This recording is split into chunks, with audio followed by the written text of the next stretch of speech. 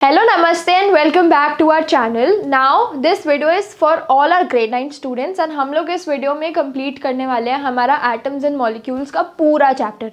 अब ये chapter important भी है एंड बहुत छोटा सा भी चैप्टर है, तो ये वन शॉट वीडियो भी तुम्हें छोटी मिलेगी, बट वीडियो स्टार्ट होने से पहले you know the drill, channel को सब्सक्राइब करना है, बेल नोटिफिकेशन दबाना है ताकि कोई भी इंपॉर्टेंट अपडेट आए, कोई भी इंपॉर्टेंट वीडियो आए, लाइव सेशन अपडेट आए, तुमसे मिस नहीं हो।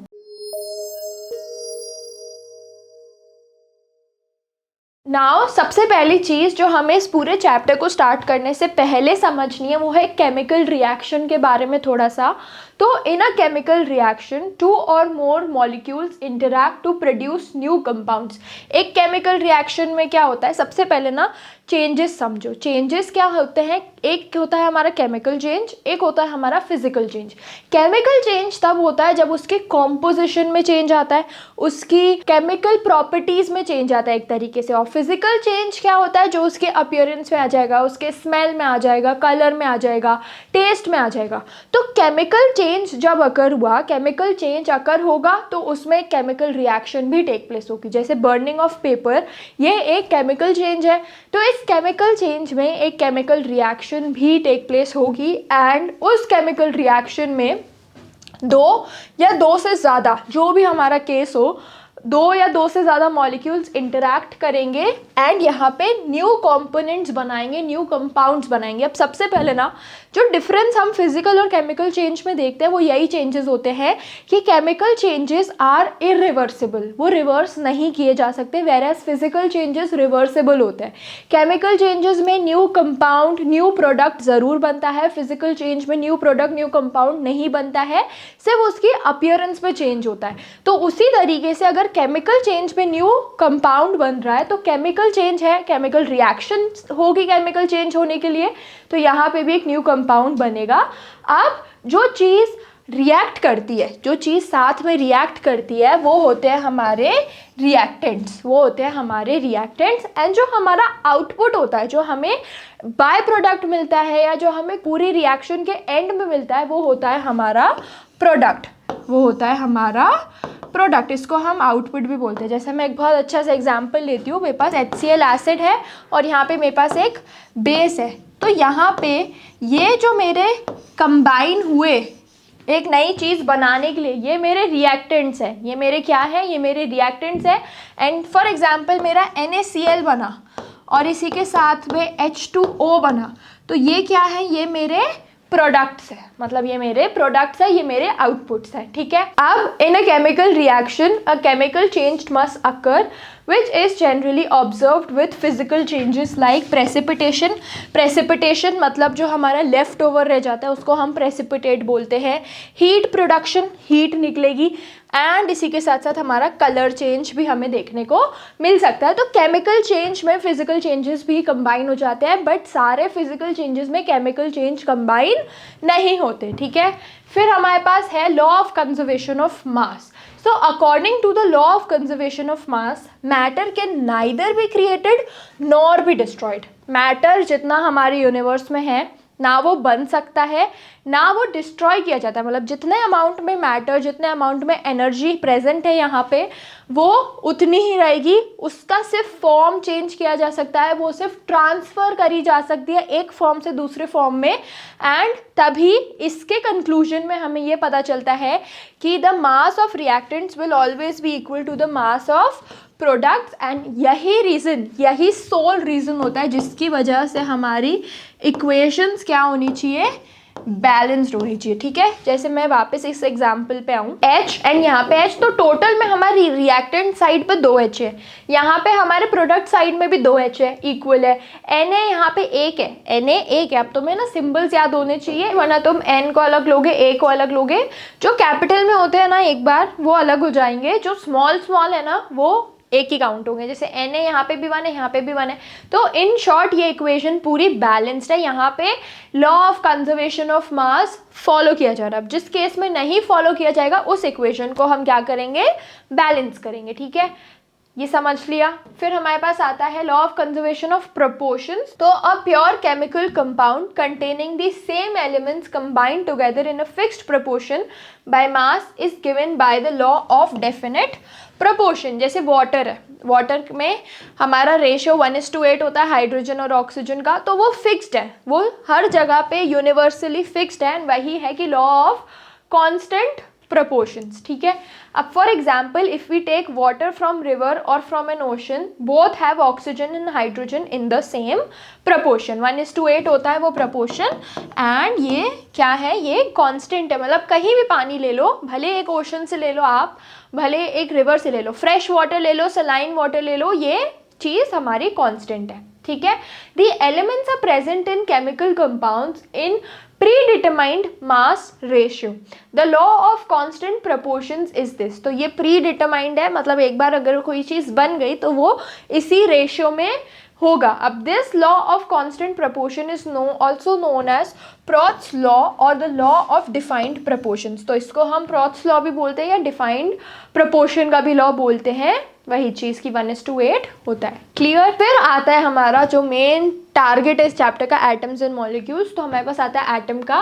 N atom is the defining structure of an element which can not be broken by any chemical means.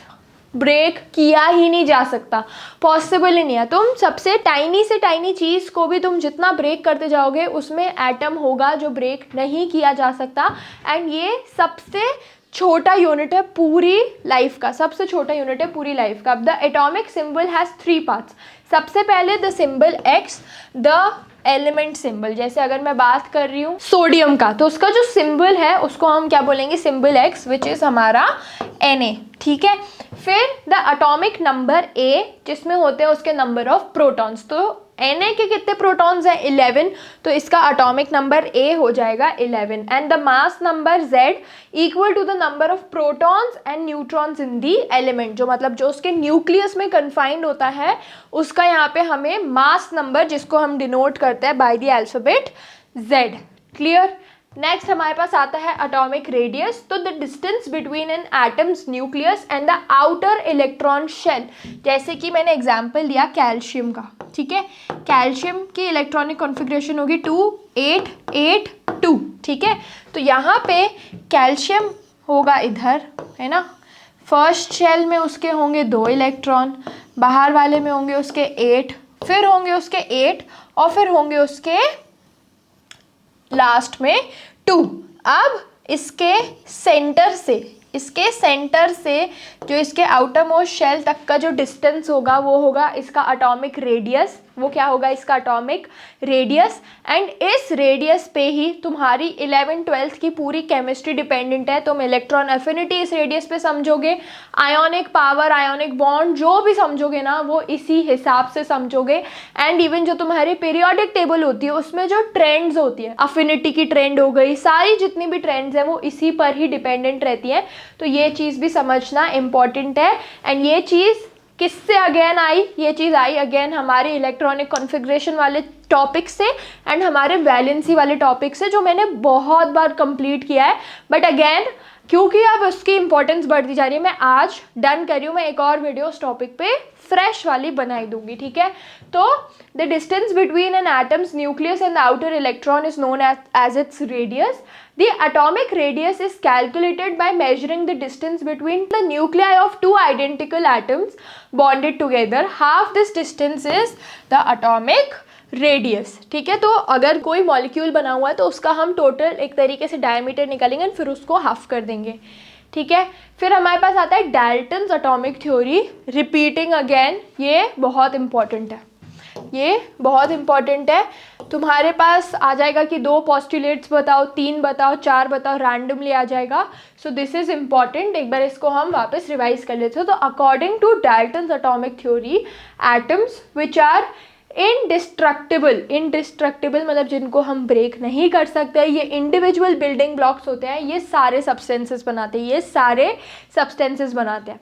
अब unlike other elements which have atoms of different sizes and weights an element's atom have all the same size and mass. तो एक element के जितने भी atoms होते हैं उनका सबका सेम साइज होता है, सबका सेम मास होता है। जैसे मैं अगर एग्जांपल लूँ मैग्नीशियम का, तो मैग्नीशियम के जितने भी हमारे पास एटम्स होंगे सबका मास सेम होगा, सबका प्रोटॉन नंबर सेम होगा, इलेक्ट्रॉन नंबर सेम होगा, बी इट भले वो कंबाइन कर जाए वो केस अलग हो जाएगा, प्रोटॉन नंबर सेम होगा, न्यूक्लियस नंबर सेम होगा, उसका साइज, उसका मास, उसका डिस्टेंस फ्रॉम द न्यूक्लियस सब सेम होगा।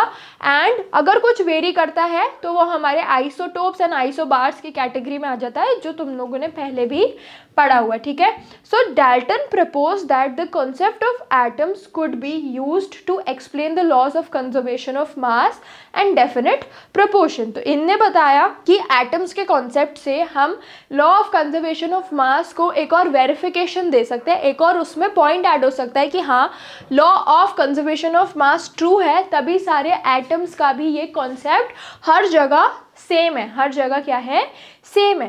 तो इनने इसको डिस्क्राइब किया कि ये जितने भी एटम्स हैं ये स्मॉलेस्ट है, ये इनडिविजिबल है और ये यूनिट ऑफ मैटर है। मतलब सारा मैटर, सब मैटर जो है, जो मैटर क्या होता है पहले तो, जो स्पेस ऑक्यूपाई करता है एंड उसका मास होता है, ठीक है, वेट नहीं, उसका मास होता है। तो जितना भी मैटर है वो सब किससे बना है, वो इन शॉर्ट बना है हमारे एटम से, ठीक है। तो सबसे पहला पोस्टुलेट हमारे पास आता है कि the matter is made up of indivisible particles known as atoms, ठीक है, बहुत सिंपल सा है। नेक्स्ट हमारे पास है कि the properties of all the atoms of given element are the same. एक गिवन एलिमेंट है तो उसके जितने भी एटम्स होंगे same size, same shape, same distance from the nucleus, सब क्या होगा, सेम होगा। एंड इंक्लूडिंग मास, तो उनका मास भी सेम होगा। This can also be stated as all the atoms of an element have identical mass, identical मतलब same mass, and chemical properties, atoms of different elements have different masses and different chemical properties. अब जैसे sodium का एक atom है और magnesium का एक atom है, तो सोडियम की जो प्रॉपर्टीज होंगी उसके एटम में जो दिखेंगी वो हमें ऑफकोर्स मैग्नीशियम के एटम में नहीं देखने को मिलेंगे। एंड यही होता है हमारा सेकेंड पोस्टुलेट। अब atoms of different elements combine in fixed ratio two form compounds. Best example water, water में होता है हाइड्रोजन ऑक्सीजन, 1:8 के रेशियो में कंबाइन होके हमारा H2O बन जाता है। क्लियर। नेक्स्ट हमारे पास आता है atoms are neither created nor destroyed. ना हम इनको बना सकते हैं ना हम इनको डिस्ट्रॉय कर सकते हैं, मतलब इनको तबाह नहीं कर सकते एक तरीके से। The formation of new products compounds result from the rearrangement of existing atoms. तो यहाँ पे जब एटम्स कंबाइन होके एक कंपाउंड बनाएंगे तो वो न्यू नहीं बना कुछ भी, वो सिर्फ कैसे बना, उनके रीअरेंजमेंट से बना, उनके रीअरेंजमेंट से बना। और ये रीअरेंजमेंट हुआ एक केमिकल रिएक्शन के थ्रू, जिसमें क्या बना, जाके एक कंपाउंड बना, जैसे hydrogen plus oxygen will give H2O। तो यहाँ पे ये चीज़ हुई, ठीक है, क्लियर। अब the relative mass and kinds of atom are constant in a given compound. तो एक गिवन कंपाउंड में जो भी चीज़ कांस्टेंट है वो ये है कि relative number and kinds of atom, atom का टाइप क्या होता है, हमेशा कांस्टेंट होता है, ठीक है। तो यहाँ पे 16 मास यूनिट है, 2 मास यूनिट्स है, तो ये कंबाइन हो गए 18 मास यूनिट्स बन गए। ये वाली जितनी भी साइड है ये है हमारी रिएक्टेंट्स की साइड एंड ये है हमारी प्रोडक्ट की साइड, ठीक है, ये है हमारी प्रोडक्ट की साइड। फिर हमारे पास आता है कि एटॉमिक मास क्या है। So atomic mass can be defined as the total mass of one atom of any given element. तो ये क्या है, ये टोटल मास है एक गिवन एलिमेंट का, टोटल मास किसी भी एक गिवन एलिमेंट का। The unit of atomic mass is called unified atomic mass, जिसको हम U से डिनोट करते हैं। एंड जितने भी एटम्स हैं, मतलब most of the atomic mass of in substance is made up of protons and neutrons. तो इसमें हम इलेक्ट्रॉन्स इंक्लूड नहीं करते, क्यों, क्योंकि electrons have the capability to combine and to lose, मतलब वो या तो गेन करेंगे या तो लूज हो जाएंगे, मतलब एक तरीके से वो मोशन में रहते हैं। जबकि प्रोटॉन्स एंड न्यूट्रॉन्स क्या करते हैं, वो न्यूक्लियस में स्टिफ रहते हैं, वो मूव नहीं करते। तो हमारा जो एटॉमिक मास है वो किससे मिलके बनेगा, प्रोटॉन्स एंड न्यूट्रॉन से। इसमें अगर हम इलेक्ट्रॉन्स ऐड कर देंगे तो इलेक्ट्रॉन, क्योंकि हर बार अलग अलग कॉम्बिनेशन शो करते हैं, जैसे कभी NaCl हो गया, MgCl2 हो गया, तो यहाँ पे हमें वेरिएशन देखने को मिलेगा एंड सब कुछ बहुत ज़्यादा ही कंफ्यूजिंग हो जाएगा उसका मास निकालना, तभी it is equal to its mass number. Clear. फिर हमारे पास आता है एटॉमिक मास। तो atomic mass and atomic mass unit. Atomic mass is the total of masses of electrons, neutrons, protons in an atom और group of atoms जिनका average mass होता है, मतलब एक कॉमन मास होगा। ठीक है। अब the mass of N atomic particle is called the atomic mass. This is commonly expressed as per the international arrangement in terms of unified atomic mass, जिसको हम क्या बोलते हैं, AMU. एंड इसी कॉन्सेप्ट से तुम्हारा पूरा मोल कॉन्सेप्ट बनता है जो तुम्हें फर्दर क्लासेस में आएगा। पहले थोड़ा बहुत 10th में भी था बट उसको CBSE ने अब हटा दिया है एंड तुम्हें 11th 12th में पूरी ये सारे कॉन्सेप्ट्स आएंगे अब. It can be best defined as 1/12 of the mass of carbon atom in its ground state, मतलब इन इट्स प्योर स्टेट. ठीक है. फिर हमारे पास आता है molecular mass. So molecular mass of an element is defined as the sum of the masses of the elements present in the molecule. Molecular mass क्या होता है कि it is defined as the sum of the masses of the elements present in a molecule. जैसे हमारे पास है H2O. Hydrogen का अब हमारे पास होता है मास 1 एंड दिस इज 2, तो ये 2 है. ऑक्सीजन हमारा 8 होता है, उसका मास निकालेंगे तो 16 आएगा. सो टोटल में ये आ गया हमारे पास 18. तो वाटर का मास क्या हुआ टोटल में, मॉलिक्यूलर मास वाटर का हुआ 18.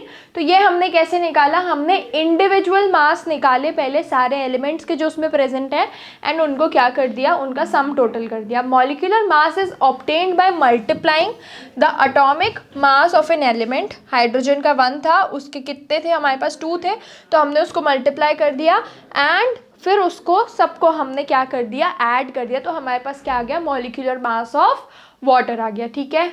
फिर हमारे पास आता है example, the molecular mass of nitrogen N2 is equals to 2 है. नाइट्रोजन के हमारे पास यहाँ पे 2 हैं एटम्स, तो atomic mass of N, atomic mass nitrogen का इंडिविजुअली कितना है उसको हमने इंटू 2 कर दिया. तो ये था 14.01 U, मतलब एटॉमिक मास. तो उसको हमने इंटू 2 किया तो यहाँ पे हमारे पास आया 28 आया ये. आई होप यहाँ तक क्लियर है बिल्कुल. सो मॉलिक्यूल क्या है, ये स्मॉलेस्ट आइडेंटिफेबल यूनिट है जो एक प्योर सब्सटेंस है जिसको हम अगर ब्रेक करेंगे तो हमारे पास अलग अलग एलिमेंट्स आ जाएंगे, मतलब which may be divided into retaining its composition and chemical properties. ठीक है. तो इसको हम क्या बोलेंगे, एक मॉलिक्यूल बोलेंगे.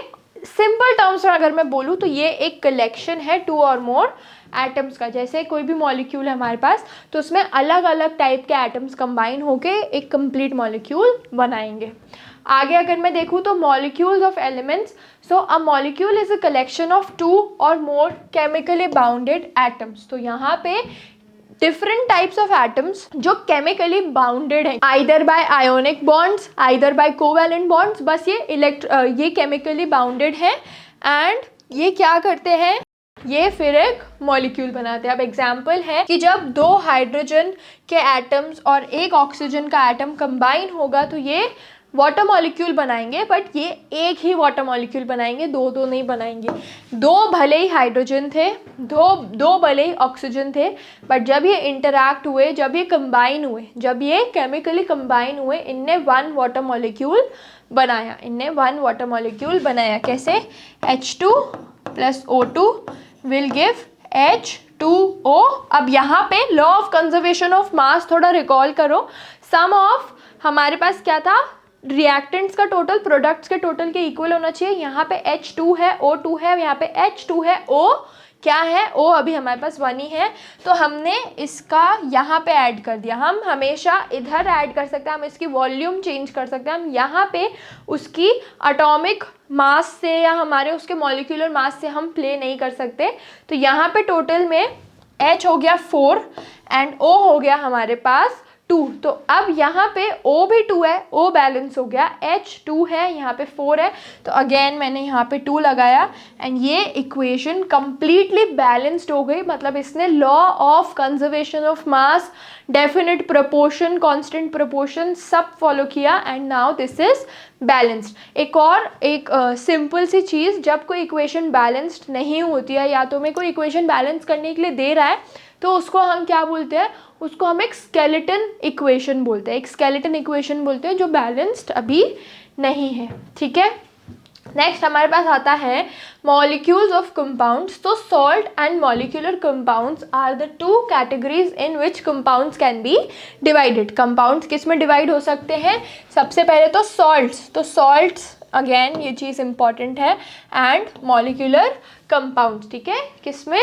मॉलिक्यूलर कंपाउंड्स में। अब covalent bonds hold the atoms together in a molecular molecules. अब कोवैलेंट बॉन्ड्स होल्ड करती है इन मॉलिक्यूल्स को टुगेदर। मैं बार बार बोल रही हूँ, या तो आयोनिक बॉन्ड्स होंगी जिनको हम इलेक्ट्रोवैलेंट बॉन्ड्स भी बोलते हैं, या हमारे पास होगी कोवैलेंट बॉन्ड्स। कोवैलेंट बॉन्ड्स में क्या होता है, जब इलेक्ट्रॉन्स की शेयरिंग होती है, जब इलेक्ट्रॉन्स की शेयरिंग होती है, जब इलेक्ट्रॉन्स लॉस या गेन से कंबाइन होते हैं। जैसे मेरे पास है NaCl का एग्जाम्पल, Na के पास एक ज़्यादा था, Cl के पास एक कम था, है ना, Cl को एक चाहिए स्टेबल होने के लिए, Na के पास एक ज़्यादा है तो Na ने दे दिया, Cl ने ले लिया, ये कंबाइन होगा। अब यहाँ पे लॉस और गेन हुआ, Na का लॉस हुआ, Cl का गेन हुआ, तो ये एक क्या बना, ये एक आयोनिक बॉन्ड बना, इलेक्ट्रोवैलेंट बॉन्ड बना। तो ये एक इलेक्ट्रोवैलेंट बॉन्ड है। बट Na जैसे हमारा एग्जाम्पल था +1 वाला, Mg हमारा एग्जाम्पल था +2 वाला, Al हमारा एग्जाम्पल था +3 वाला। बट वहीं पे अगर मैं बात करूँ कार्बन की, तो कार्बन का 4 होता है लास्ट शेल में इलेक्ट्रॉन, 4 इलेक्ट्रॉन्स उसके लास्ट शेल में। अब वो 4 लूज करे या 4 के 4 गेन करे, तो इस सिनेरियो में कार्बन क्या करता है, कार्बन करता है शेयर। कार्बन क्या करेगा, कार्बन करेगा शेयर, एंड शेयरिंग वाले केसेस में क्या बनती है, कोवैलेंट बॉन्ड्स बनती है। जैसे हमारे पास होता है CCl4, तो कार्बन के चार हमारे पास इलेक्ट्रॉन्स थे, Cl ने 4 Cl आके यहाँ पे चिपक गए, 4 Cl यहाँ पे आके चिपक गए, तो ये CCl4 बना। Cl को एक एक चाहिए होता है, तो कार्बन के पास 4 थे, हर कार्बन के 4 इलेक्ट्रॉन में एक Cl जाके कंबाइन हो गया।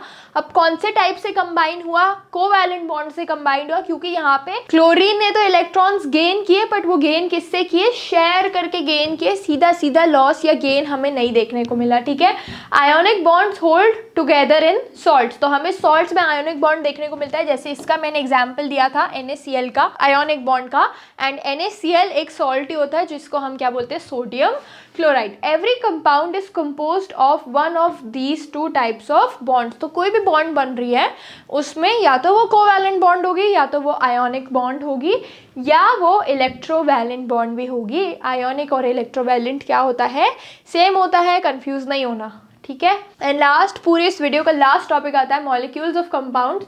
So actually a compound is a kind of molecule. ठीक है, the atoms that join together must be distinct मतलब डिफरेंट होने चाहिए, उनके टाइप अलग होने चाहिए, from one another for the substance to qualify as a compound. Simple कि अगर कोई कंपाउंड बन रहा है, जैसे हाइड्रोजन एंड ऑक्सीजन कंबाइन होके वाटर एक कंपाउंड बनाया, तो हाइड्रोजन अलग है, ऑक्सीजन अलग है। अगर हाइड्रोजन के ही बहुत सारे एटम्स होंगे हमारे पास, तो वो एक कंपाउंड नहीं कहलाएगा। O2 के ही हमारे पास 2 एटम्स हैं, तो ये एक मॉलिक्यूल कहलाएगा, ये एक कंपाउंड नहीं कहलाएगा। कंपाउंड तभी कहलाएगा जब अलग अलग टाइप के मॉलिक्यूल्स कंबाइन होंगे। ठीक है, अब यहाँ पे अगर हाइड्रोजन भी हो जाता तो ये एक क्या हो जाता, कंपाउंड हो जाता। यहाँ पे सिर्फ ऑक्सीजन का टाइप है, तो ये एक मॉलिक्यूल है ना। अब यहाँ पे जैसे एग्जाम्पल है NaCl का, तो ये कंपाउंड है क्योंकि यहाँ पे 2 अलग अलग डिस्टिंक्ट एटम्स कनेक्ट होके कंबाइन होके एक क्या बना रहे हैं, एक कंपाउंड बना रहे हैं। आई होप ये चैप्टर पूरा क्लियर है। अब मेरी बात कुछ इंपॉर्टेंट समझो, तुम्हारे पास रेगुलर लाइव क्लासेस आने वाली हैं, तुम्हारे पास रेगुलर अपडेट्स आने वाले हैं CBSE की कोई भी नोटिफिकेशन के बारे में, तुम्हारे पास रेगुलर टाइम टेबल्स आने वाले हैं। मैंने टास्क दिया है कि इस दिसंबर के महीने में तुम्हारा जो सबसे ज़्यादा बैकलॉग वाला सिलेबस है वो कंप्लीट करो, वो सब्जेक्ट कंप्लीट करो, ताकि जनवरी से तुम एकदम फ्रेश रिविजन बिगिन कर पाओ। एंड वही चीज़ मैं वापस रिमाइंड कर रही हूँ कि कंप्लीट योर बैकलॉग्स इस रिमेनिंग 1 वीक में, ताकि तुम बाद में जैन से बिल्कुल फ्रेश होके बैठ पाओ। अब बहुत वीडियोस आने वाली है, बहुत गाइडेंस आने वाली है, PYQ सीरीज़ आने वाली है एंड बहुत कुछ नया आने वाला है। बट उसके लिए तुम्हें चैनल के साथ बने रहना पड़ेगा, तुम्हें मेरे साथ बने रहना पड़ेगा, इन सारी फैकल्टी के साथ बने रहना पड़ेगा। So stay tuned and happy learning.